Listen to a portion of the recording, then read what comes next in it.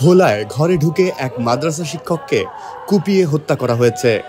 ৬ September সন্ধ্যা ৯:৩০টার দিকে এ ঘটনা ঘটে বলে পুলিশ ও স্থানীয়রা জানিয়েছে।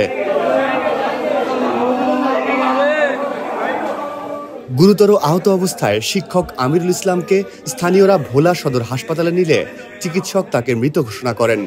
নিহত আমিরুল ইসলাম ভোলা দারুল হাদিস কামিল মাদ্রাসার সহকারী শিক্ষক ও মসজিদের খতিব ছিলেন। প্রত্যক্ষদর্শী ওই মাদ্রাসার হাফেজ জহিরুল হক জানান,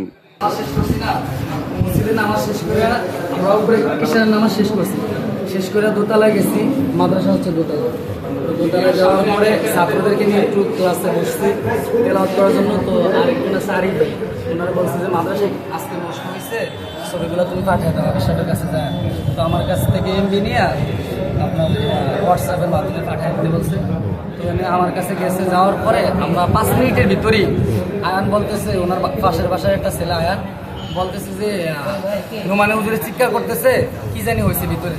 তো আমি কইছি যে বাসার ভিতরে ঢোকো, কি হয়েছে যায় দেখো।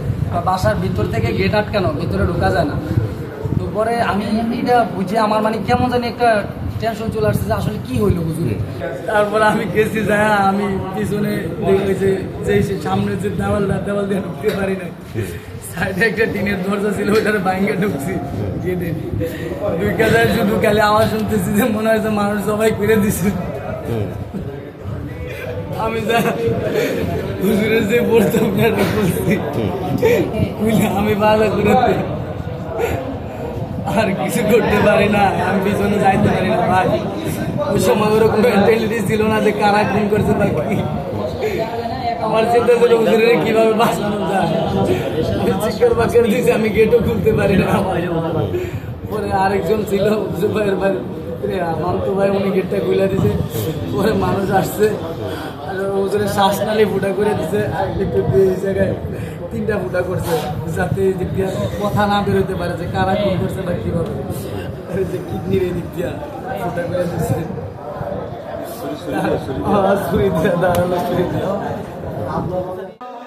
ভোলা সদর থানার ওসি হাসনাইন পারভেজ বলেন, মাদ্রাসা শিক্ষককে ছুরি দিয়ে শরীরের বিভিন্ন জায়গায় আঘাত করে হত্যা করা হয়েছে। পুলিশ এই ঘটনায় জড়িতদের ধরতে অভিযান চালাচ্ছে।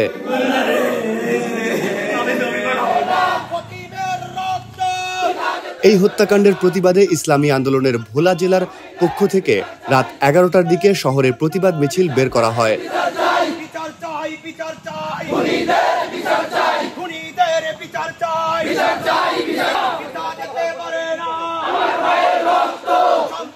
জেলা ইসলামী আন্দোলনের সাংগঠনিক সম্পাদক ইউসুফ আদনান হুঁশিয়ারি দিয়ে জানান, আজকে এশারের নামাজের পরে উনি নামাজ আদায় করে বাসায় যখন ঢুকেছেন, সন্ত্রাসীরা, দুর্বৃত্তকারীরা ছুরির আঘাত করে তাকে হত্যা করেছে।